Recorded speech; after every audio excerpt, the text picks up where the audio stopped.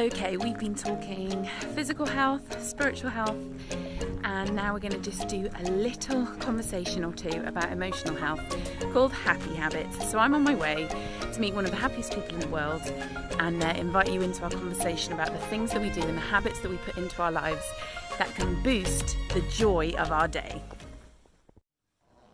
So I'm here with my friend, Mrs. Emily Ratters, who, for those of you who know her, is probably one of the most consistently joy-filled people in the whole world. She actually has got this special gift that even before you can see her, you can actually hear her laughing. She's got one of the loudest laughs in the whole world. So I didn't need to keep an eye out for her car today.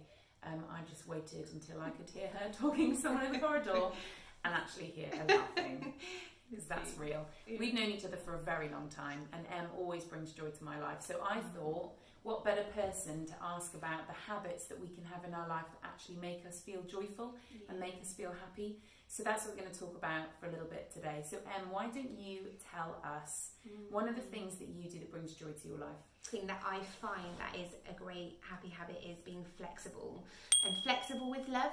So the one thing that I have certainly grown in, or tried to grow in and cultivate within my life, is if I want to go and love someone or see someone that isn't necessarily we all know people that are in sometimes dark places, lonely places, some people who can't necessarily get out of their house, some people that have gone through mourning. There's so many different people that we are connected with in our community, in our friendships, in our colleagues, whatever it looks like for you. But flexibility of love is certainly something, and I think that comes out that I try to pursue, is being selfless and having drawing myself back and actually looking beyond what's around me. So for example, the person who for example has just had a baby, why don't you go and bless them with a meal, whether someone hasn't family are far away and they don't have many family around them, pick up the phone or send them a text or give them a Skype. What's that flexibility within your routine and your day-to-day life that you can almost use for other people? So for me, that is such a happy habit, because you can get so consumed with, okay, what we're having for tea, or what's my day going to look like, and what am I going to have for breakfast, or when am I going to fit my workout in? You can constantly think about yourself, and that is a sense of being happy in a happy place, because you're cultivating routine, health. But actually, what's the space and prioritising flexibility of others within your life?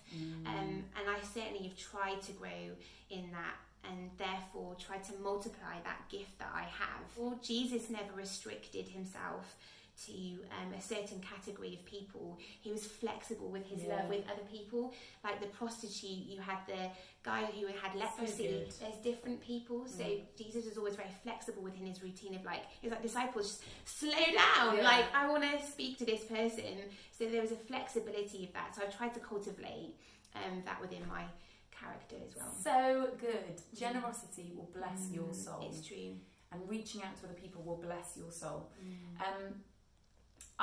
One of the things that I wanted to mention is sometimes as simple as the soundtrack to your day. I make playlists on Spotify, playlists that are going to wake me up happy, playlists that are going to be something that we can dance to. We dance a lot in our house. We just dance around the kitchen, try and be a bit silly, try and have a little bit of fun, not take things too seriously.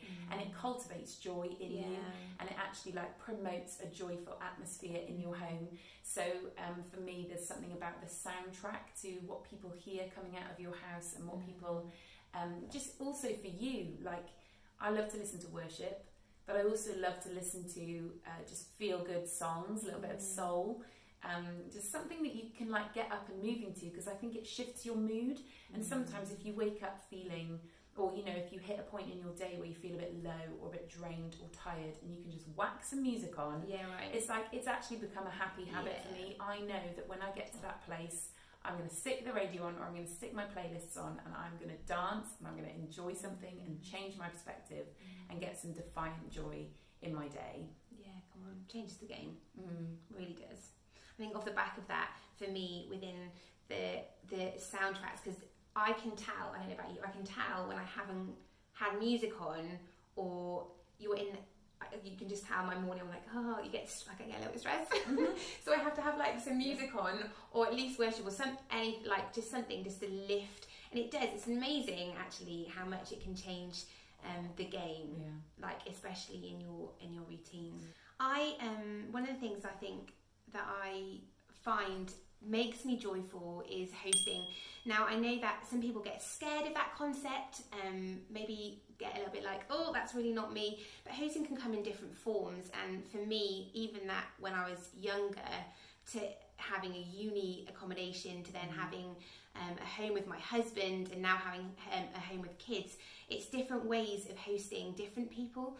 So for me, that brings such joy and brings such happiness to me, having people over in my home. But that comes in different parts and different shapes. So for me, I can, with baking, for example, or the way that I dress my home, or the way that that just gives a certain element of excellence as well. So I just find that when I bring something well, it almost, people will get surprised with it, or get like, oh, I love that aspect.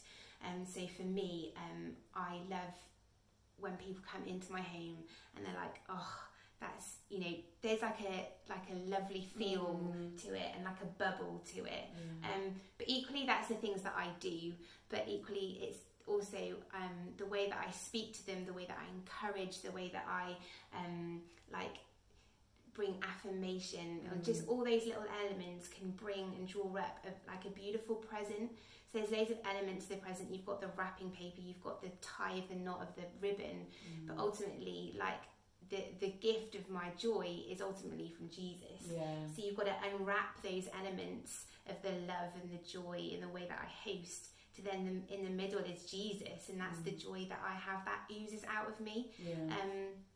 So I love that what Emma's saying basically is that she gets joy from seeing other people encounter joy, and creating an environment where other people get to encounter like her presence, but ultimately the presence of Jesus. That's what makes us happy. And if you're watching this and thinking, oh, I want to develop some happy habits in my life, look for ways that you can bless other people and bring joy to them, because that's what you're created for. And when you do that, you'll receive joy as well. So you're talking about hosting and baking and creating a beautiful environment in your house. I am not a brilliant host. Lots of people, whenever Em comes to my house, she stays for a little while, and then she's like, shall I pop the kettle on? Oh yeah, sorry, should have offered you that. But it's about all the details, isn't it? It's about taking thought over. I know that one of the things that Em does is she makes cards, and she blesses people with a word or some encouragement that's specific for them, and she even dresses it up, not just in a shop bought card, but sometimes even in a handmade, handwritten, something that shows value to people. And if you're looking for happy habits to cultivate in your life, then look for some things that will bless other people and show value to other people, and you'll feel happy off the back of that. It's amazing. One of the things that I wanted to say on that is something that brings me joy. This seems a bit sad in comparison, is knowing my budget. If you can have financial discipline, it will actually bring you joy. Being diligent with what you have in your hands and using it well, even your finances, it just helps you to know, I'm going to bless somebody today with lunch, or I'm going to bless somebody with cake, and I can do that. It's not going to stress me out, it's not going to stretch me beyond what I've got means for. So I think budgeting is a happy habit that I've been cultivating in my life.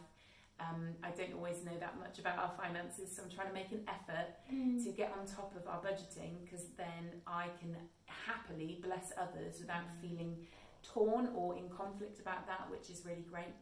What else were you going to say? Having creative scriptures around, and it was only something really I've done probably in the last year, and I had a few, but I've been aware and tried to have words of life around my house. But it's amazing, you've got the parcel man coming around to the house or something, and or the Tesco delivery guy, and he'll just whiz past, and they'll just take in that little element of light, of and the penny drops, and then the next time they come, there might be a conversation starts. And I really believe that for me, in my mindset, trying to cultivate and changing up as well. I'm not having the same scripture there for a whole year, but changing up of like, you know, what do I need life speaking? What promises can I stand on in this season? We go through hard times, we go through easy times, we go through all sorts of times, but what promises can we stand on in those times? And so for me, I like getting my pens out and watercolors and stuff, so I really find that super helpful to go around the house, but also for the kids as well, to bring that happy habit into their routine, even though they can't necessarily write properly yet. They know that that's around the house. So I really find that's super helpful. So good. A lot of what Emma's saying is rooted in her creative abilities, it's rooted in her natural compassion and her gifts with people. And for every single one of us, this is going to look different. I'm quite a structured person, I'm quite a linear person, so some of these things that she's bringing, they are going to be habits that I need to cultivate more in my life because it's not as natural to me as it is to her. But whatever you're involved in right now and whatever your personality type, get to know what brings you life and how you can bring life to others. Get to know what's in your hands and how you can use it. Maybe you're not a baker, maybe you're not an artist, but maybe you are a writer of words and you can encourage other people. Or, you know, maybe you've got access to some opportunities to bless people financially. Whatever it is, know what's in your hands and know what God has asked you to do with it. And go and be fruitful and go and be generous and go and bless some people, because it really does cultivate a happiness in your life that isn't there when we're so focused on our own worlds.